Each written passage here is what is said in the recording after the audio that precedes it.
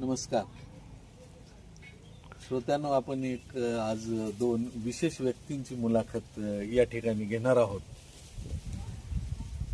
हे कदाचित नवीन पिढीला माहिती नसेल, परंतु हा महाराष्ट्र जसा गरजा महाराष्ट्र किंवा शूरवीरांचा महाराष्ट्र, संतांचा महाराष्ट्र, जिथं साहित्य खूप दर्जेदार आहे असा महाराष्ट्र, असं पूर्ण देशामध्ये आणि पूर्ण जगामध्ये ह्या महाराष्ट्राची ओळख निश्चितपणे आहे.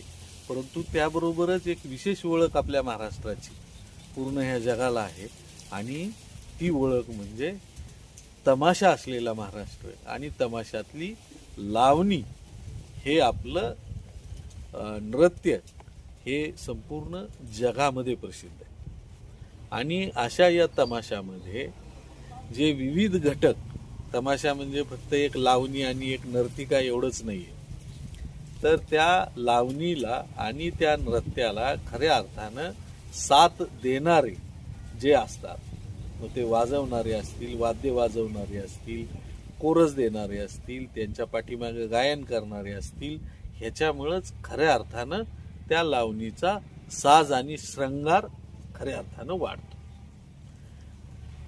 स्वातंत्र्य संग्रामामध्ये सुद्धा आपला महाराष्ट्र हा मुंबईसह महाराष्ट्र हा जो 1 मेला आपला महाराष्ट्र स्वतंत्र झाला, त्याच्या पाठीमागे सुद्धा, आपल्या स्वातंत्र्याच्या पाठीमागे सुद्धा या तमाशाचा आणि लावणीचा खूप मोठा सहभाग आहे. अण्णाभाऊ साठेंची एक लावणी तुम्हाला कदाचित माहीत असेल नसेल, परंतु त्यांच्या लावणीनं त्यावेळेस हा महाराष्ट्र पेटवला होता. आणि ती लावणी म्हणजे माझी मैना गावाकडे राहिली, माझ्या जीवाची होती या काहिली. ह्या लावणीनं त्यावेळेस महाराष्ट्र पेटून उठला आणि महाराष्ट्र हा मराठी भाषिकांचा महाराष्ट्र, मुंबईसह महाराष्ट्र हा अस्तित्वात आला. आणि त्या महाराष्ट्रामध्ये आज आपण गुण्या गोविंदाने आणि सुखानं राहत आहोत. अशा या तमाशातील 2 वाद्य कलावंत आज आपल्या या ठिकाणी आलेले आहेत. हे दोन्ही कलावंत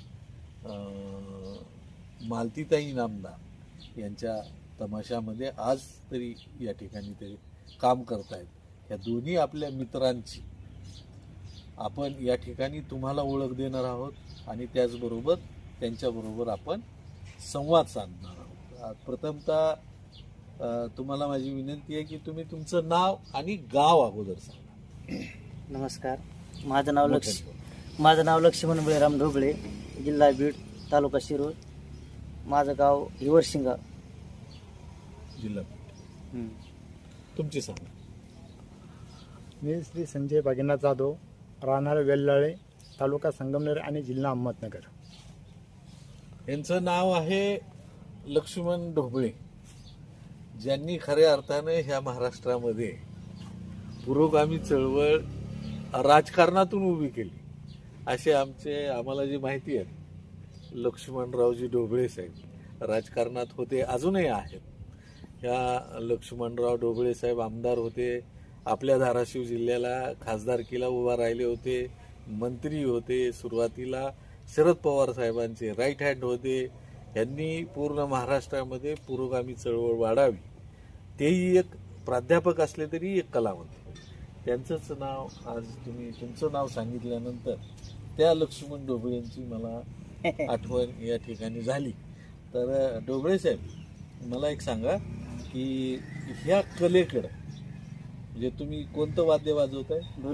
ढोलकी वाजवता. तर ह्या कलेकडं तुम्ही कसं आला? कारण का ढोलकी वाजवावी कशी वाटली? माझे वडील भाव हे पहिल्यापासून तमाशामध्ये बर मोठे, म्हणजे जुना तमाशा आहे. बर कोणत्या तमाशात होती? चंद्रकांत ढवळपुरेकर, दत्ता माडिक, रघुवीर खेरकर, बर मंगला बनसुडे, पांढरंग मुळे, अच्छा. परत माडिक, दत्ता माडिक यांच्या तमाशामध्ये ते ढोलकी वाजवतात. ढोलकी पहिल्यापासून. हां. त्यांच्यानंतर मोठे भाव गेले, बर विठ्ठल ढोबळे, बर ते बी त्यांच्या संग शिकू लागले. बर त्यांचे बी भरपूर कार्यक्रम झाले. मंगला बनसोडे, रघुवीर किरकट, पांढरंग मोळे, हरिभाऊ बडे आणि नगर. मग तुम्ही कसे शिकले ढोल? मग त्यांचं घरात कला असल्यामुळे शिकलो ना. बरं त्यांचं बघूनच तुम्ही त्यांच्या बघून शिकलो मी. त्यांनी शिकवलं आवर्जून का तुम्ही त्यांचं बघत बघत शिकले? त्याने शिकवलं, पण नाद होता ना मला, बरं. छंद होता पहिल्यापासून. अच्छा अच्छा. ते शिकवत राहिले आणि शिकत राहिले, मग त्यांच्या पाठीमागे मी गेलो. वा वा. ज्ञान हे कधी वाचून आणि बघून नाही मिळत. असं म्हणलं जातं की ते अंगवळणी पडलं पाहिजे. तसं ह्यांना ढोलकी वादनाचं ज्ञान हे अंगवळणी पडलं. घरातला संस्कारच तो हो, होता. बरोबर. वडील, मोठे बंधू. बरं, ते सगळे ढोलकी वाजवतात. हो, आता तुम्ही ढोलकी कुठं कुठं वाजवता? जशी तमाशात वाजवता तशी कुठं कुठं वाजवता? तमाशा झालं, भागवत कथा. भागवत कथेमध्ये वाजवता हो म्हणजे वारकरी संप्रदायामध्ये सुद्धा तुम्ही वाजवता? हो. परत लावणी, हं. जागरण गोंधळ. जागरण गोंधळामध्ये? हो, आपले छोटे देवीचे कार्यक्रम, हं. त्याचे सुद्धा कार्यक्रम वाजवतो. त्याच्यातही वाजवता? हो, बरं. जेवढे कार्यक्रम ढोलकीचे आहेत हं. तेवढे वाजवतो. बरं, ढोलकी मधले प्रकार सांगता येतील का? मोठी, लहान, छोटी असं काही प्रकार आहेत का? तसं काय नाही, एकच ढोलकी असते? ढोलकी ते ढोलकीचं. अगोदर ढोलकीला जे ते वाजवायचं ते कातडीच होतं. कातडीच आता तेच आहे पहिल्यापासून. कातडीच? हा, कशाची कातडी राहते? आपली बोकडाची सगळं असते. बोकडाचीच असते हो, कातडी. हो. ती वाजते का चांगली? वाजवते ना, त्याला शाई भरावं लागते. बर. शाई कशाची असते? ते रेल्वे जे आहे का, हं. त्याचं लोखंड घासून घासून मऊ केलेलं असतं. बर. बारीक चुरात जास्त ते. त्याची शाई असते? हा. परत आपलं फेवकॉक, हं. परत आपला जी मैदा म्हणतो हं. ते मिक्स करून घोटावं लागते. घोटायची? हा. तुम्ही तर करता का तयार? मी नाही करीत, आपलं दुकान असेल. हं. आता इथं जामखेडला दुकान आहे मित्राचं. बर. परत पाटोद्याला हं. तांबे म्हणून, बर. हे जामखेडला माने म्हणून, बर. अशोक माने आणि ते बनवतात शाई? बनवतात. बर. 2-3 दिवस आणि त्यांच्या मग ते ढोलकी बांधणारी वेगळी, वेगळं तयार करणारी वेगळी, वेगळं, आणि ती शाई भरणारे वेगळं. शाई भरणारी वेगळी. मग ढोलकी आपण घेतली तर शाई तिकडे जाऊन भरावं लागतं? तिकडे जाऊन भरावं लागतं. बरं बरं. आणि जर समजा तुम्ही ढोलकी विकत घेतली हो, आणि नंतर वाजवताना शाई निघून गेली, परत आपण त्यांच्याकडे जावं लागतं. त्यांच्याकडून जावं हा. लागतं. किती पैसे घेतात ते? ते आता 1200-1300 रुपये, जर आपल्याला चांगली भरायची ठरलं तर. बर. 1200-1300 रुपये घेतात हो. ढोलकीचे? हो, बरं जाऊ सर, ते आपल्याला अनुसार 1500 रुपये पडते. बरं. हा. बरं, आता तुम्ही एखाद्या भागवत कथा सांगताना तुम्ही ढोलकी वाजवता, हो, तमाशात लावणीच्या वेळेस हे ढोलकी वाजवता, पुन्हा गोंधळ असतो त्या गोंधळातही ढोलकी वाजवतात. तर सगळ्यात मजा कशात येते? म्हणजे खरं मन लावून वाजविल्यासारखं वाटतं कशात वाटतं? लावणं शिवून. लावणीमध्ये. हा. राईट. लावणीच अशी आहे की जी माणसाला बोलवते हा, आणि त्याच्यामध्येच ह्यांना ती वाजवण्यामध्ये मजा येते. मजा. मग तुम्हाला जी सूर ताल आहे, हा, त्याचा जी ताल आहे, सूर आहे, जे काही असेल ते लावणीच्या वेळेस कसं जुळवतात? म्हणजे तिच्या घुंगराकडे, पायाकडे बघून की अजून काही? त्यांच्याकडे बघून. त्यांच्याकडे बघून. हा, जर ताल चुकला तर काय? विषय संपला. तर तुम्ही भागवत कथेतही वाजवता, हो, लावणीतही वाजवता, हो. गोंधळात वाजवता. तुम्ही आता सांगितलं की मला मनापासून वाजवायला मजा येते ती लावणीच्या वेळेस. हा. तर मला एक सांगा की जर तुमच्या ढोलकीचा ताल चुकला, समजा चुकला, चुकून तर काय होतं? कारण का ते घुंगराचं बी चाल चुकतं. घुंगराचाही ताल मग तिचं म्हणजे नाचण्याचं जे पदन्य असतं हा, तोही चुकत. बर. आणि जर समजा त्या नर्तिकीचा चुकला, ते मला त्यांना नीट करावं लागतं. बर, हा. तुमच्या ढोलकीचाही चूक. हो, चुकतो ना. मग असं चुकल्यानंतर ते बरोबर यावं ह्यासाठी काय करतो? थोडा 1-2 मिनिटं गॅप पाडायचा, हा, मग नंतर वाजायचं. परत ते जुळतं, हा, असं होतं. हो. तर तुमचं शिक्षण काय झालं? माझं तसं 10वी शिक्षण झालं. 10वी पर्यंत. आता हा पूर्णपणे व्यवसाय तुमचा व्यवसायच माझा. हाच आहे. हा. परत तुम्हाला काय वाटतं की ह्या व्यवसायानं तुमचा संसार चांगला चालतो? चालतो ना. चालतो. दुसरं आपल्याला कामच नाही ना. बरं. आता शाळेत काही जाऊ शकत नाही, हो नोकरी तर काय लागू शकत नाही. हो. नोकरी म्हणजे हीच माझी कलाच. बरं. मग जर हा व्यवसाय आहे तर तो चालतो का व्यवस्थित? चालतो ना. किंवा आता एकदम पावसाळ्यामध्ये मग हे सगळे कार्यक्रम बंद असतील, बंद असते. त्यावेळेस तुम्ही काय करता? मग आपले छोटे मोठे कार्यक्रम करतो. बर जागर गोंधळ असतो, देवीचे कार्यक्रम असतो, बर ऑर्केस्ट्रा लाईनला बोलते. बर ऑर्केस्ट्रामध्ये येतात. हो.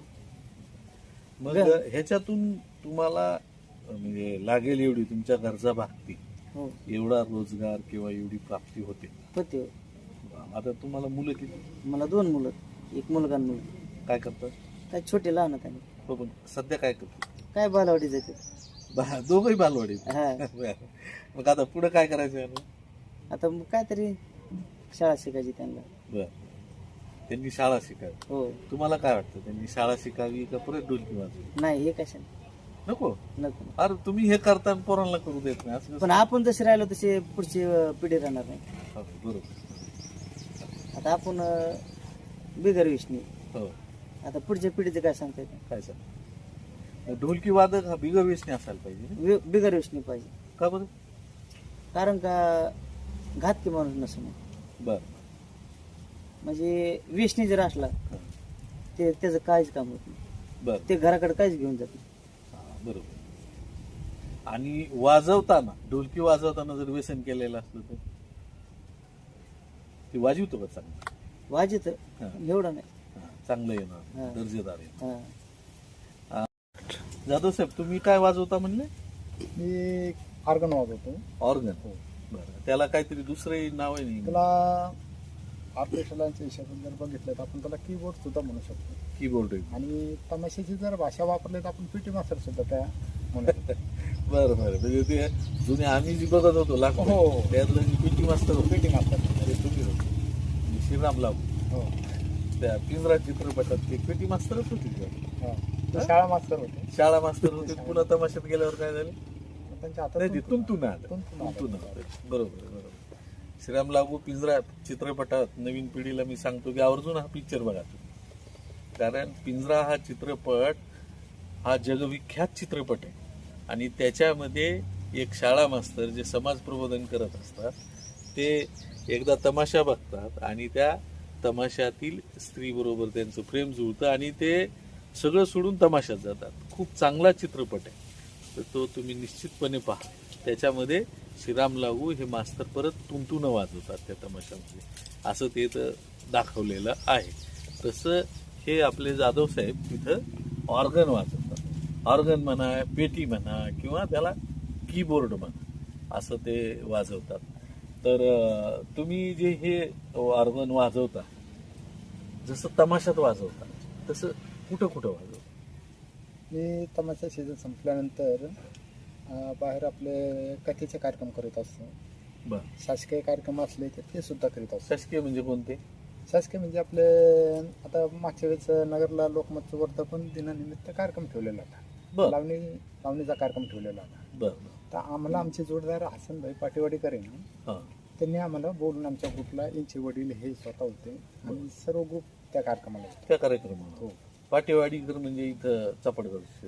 हे आपलं हो, हो. कर्जतजवळचं हो, हा, तेच, कर्जतजवळ. तेच, तेच. तिथं. हो, हसनभाई. माझ्या हसनभाई पाटेवाडी. राईट. माझी ओळख आहे चांगली. अच्छा. आम्ही त्यांचा इथं तमाशा पण एकदा केलेला अच्छा. पाटेवाडी. जातीवंत तमाशा कलावंत हो. आहेत आणि अजूनही त्यांचा तमाशा आहे, चालू चालू आहे. चालू ना. हसन आणि त्यांचे एक भाऊ होते सिकंदर सिकंदर.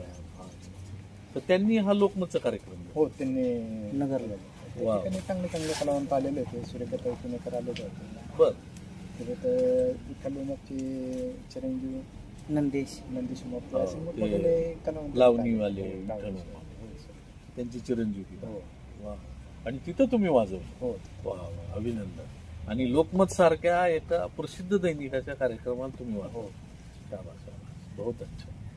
आणि म्हणजे मग ऑर्गन हे गाण्यासाठी हो, गाण्यासाठी उपयोगी पडतो. म्हणजे जे गाणं आहे तेच स्वर तुम्ही त्याच्यातून संगीत त्यांना द्यायचं आपण. द्यायचं आणि तेच स्वर उमटत असतो. बरं. गाणं म्हणतात गाणं किंवा ते नृत्य चालू असतात चालू असेल, पीस वगैरे आपण त्याच्यावर. वाजवतो. खूप छान. तर जाधव साहेब, हे कसं शिकला तुम्ही? पूर्वी आमच्या घरामध्ये पूर्वी बँड होता. बरं. बँडच्या माध्यमातून आमचे चुलते वडील वगैरे सगळे कलाकारच होते. बर तर मला एक तमाशाचा छंद होता. बर तर आमचा एक मोठा भाऊ आहे, तो हलके वाजवायचा. बर तर मग मी त्याच्या संगतीनं रात्रीचा घरात न विचारता गपचिप मी तमाशा बघायला जायचो. आणि तमाशा बघितल्यानंतर मला असं वाटायचं आहे का मी एक दिवस तरी असा कलाकार होईल बुवा. बर बर अशी माझी इच्छा होती पहिल्यापासून. बर आणि मग त्याच्यानंतर माझी 10वीपर्यंत मी शाळा केली. हम्म. माझी 10वीपर्यंत शिक्षण झाल्यानंतर मग मी त्या क्षेत्राकडे वळालो. बर पण घरच्यांचा विरोध होता का बाळा हे नको आपल्याला. बर आतापर्यंत आपल्या घरातल्या कुठल्याही माणसाने तमाशात केलेलं हा तमाशा केलेला नाही बाबा, मग तू नको बाबा, तो तसं करू नको. पण आपलं मी हा म्हणायचो आणि गप्प बसायचं. हम्म. पण मग एक टायमाला माझा एक मित्र होता. हम्म. त्या मित्राने मला दत्तोबा तांबेच्या तमाशाला नेलं. बर म्हणजे दत्तोबा तांबे वारल्यानंतर जे मुलं चालित होते तमाशात, त्या बरं. तमाशाने मी माझी पहिली एंट्री त्या तमाशाला झाली. बरं. माझी सुरुवात तमाशाची तिथून झाली, दत्तोबा तांबेच्या तमाशा. अच्छा बर हो आणि तिथं तुम्ही पहिल्यांदा हा ऑर्गन वाजवता. हो तिथं मी पहिल्यांदा. बर मग तुमचा ऑर्गन खूप चांगला वाजवताय असं जे मी आज म्हणतो, हो. तसं एखाद्या मोठ्या व्यक्तीनं काही तुम्हाला गुणगौरव केला का किंवा खूप चांगला वाजवता? असे आम्हाला म्हणजे बऱ्याचशा ठिकाणी आमचे सत्कार वगैरे झालेले आहे. बर बर चांगल्या चांगल्या ठिकाणी आम्ही कार्यक्रम केलेले आहेत, बर गुणगौरव झालेले आहे. वा वा. बरं मला एक सांगा, आता हे ऑर्गन तुम्ही वाजवता, तमाशात वाजवता, अशा चांगल्या व्यासपीठावर वाजवता किंवा तुम्ही म्हणाला कथा सांगता तिथेही वाजवता, हा तुमचा व्यवसायच आहे आता. व्यवसाय तर ह्या व्यवसायामुळं ह्या व्यवसायातून जेवढी तुमची प्राप्ती होते त्याच्यात तुमचा संसार व्यवस्थित एकदम व्यवस्थित चालू. माझ्या मुलांचे शिक्षण चालू आहे. मी आतापर्यंत जे माझं भविष्य घडवलं हा तर हे तमाशाच्या त्याच्यातून याच्यातून घडवलं. मग तुमचा मुलगा काय शिकतो आता? आता माझा मुलगा इंजिनिअरिंगला आहे, तर बस कोणत्या कॉलेजला आहे? अमृता आणि कॉलेजला आहे, संगमनेर. संगमनेरचं थोरात साहेब. थोरात साहेबांचा. बर आणि मुलगी 12वी कॉमर्सला आहे, ती संगमनेर कॉलेजला आहे, संगमनेर कॉमर्सला आहे. कॉमर्स. आणि तुमच्या मुलांना 12वी सायन्स कुठे केलं? संगमनेर संगमनेर तिथंच लागला. तिथं लागलं. आता मुलाला इंजिनियर बनवलं. हो इंजिनिअर. आता मुलीला काय बनवायचं? आता मुलीच्या मनावर त्याला जर काय करायचं काय ती आता कॉमर्स नंतर हो. कुठे अकाउंटंट अकाउंटिंग वगैरे बँकिंग वगैरे. पुन्हा हे ऑर्गन कोणी वाजवायचं? नाही आता कसं आहे माहिती आहे कसं आमचे जे दिवस गेले, हो. आता पुढचं भविष्याचा काळ फार अवघड आहे. बर कलेला आता प्राधान्य राहिलेलं नाही, नाही राहिले. नाही राहील. बर आमच्यावरून बघतो आम्ही आता जे आम्हाला जे पॅकेज मिळतं आहे आता, हा किंवा शासनाकडून आम्हाला जे आता 50 वर्षाचे वय झाल्यानंतर आम्हाला जे मानधन चालू होणार आहे हो हो ते खरं कलाकाराला मिळत नाही आता. बर बर हो आता खोटे नाटे कागदपत्र करून, खोटे नाटे सही शिक्के घेऊन ते कागदपत्र शासनाला जाहीर करतात. हम्म. आणि जे खरं जातीवंत कलावंत आहे ते अंधारात आहे आता. बरोबर. त्यांच्यापर्यंत ती सुविधा आलेली नाही. नाही हे खरंच की जातीवंत कलावंत हा पाठीमागे राहतो आणि आमच्यासारखे जे शासनाच्या आजूबाजूला फिरणारी माणसं तेच आम्ही कलावंत खोटे सर्टिफिकेट घेऊन दाखल करते आणि वरच्या अधिकारी आणि पदाधिकारी पण राजकारणातले अगोदर आमचं मंजूर करते, तुमचं बाजूला लावतात. हे निश्चित खरं आहे तुमचं म्हणणं. परंतु मला काय म्हणायचं आहे की जर असं प्रत्येक कलावंतांनी, आता आमचे लक्ष्मण ढोबळे साहेबांनी सांगितलं की मला माझी मुलं शिकवायची, तुम्ही आता काय शिकलेच आहेत तुमचे, ही कला बुडणार तर नाही पुढं चालू? नाही कसं काय? कारण कसं नाही, पण आज माझा मुलगा जरी नाही समजा नाही शिकला हां तर लक्ष्मण ढोबळ्याचा मुलगा तर शिकणारच. बरं बरं लक्ष्मण ढोबळ्याचा मुलगा जरी नाही शिकला तर आणि कोणाचा तरी मुलगा शिकणार. बरं आता मी माझ्या मुलाला विरोध केला म्हणजे लक्ष्मण ढोबळे तर नाही करणार ना. बरोबर. त्याच्यामुळे ते कला करू शकणार नाही. नाही आमच्यासारख्या रसिकांची हीच इच्छा की आता दिवस मानानुसार जसा तमाशा मागे पडला तसे ही ढोलकी, तुम्ही हलकीचा मगा उल्लेख केला, हो. हलकी ही वाद्य खऱ्या अर्थानं राहिले नाही, आता खूप कमी झाली. कमी होईल. हे नेस्त नाबूद होते. नाही, डमरू मला नाही वाटत होतं कुठं वादी नाही.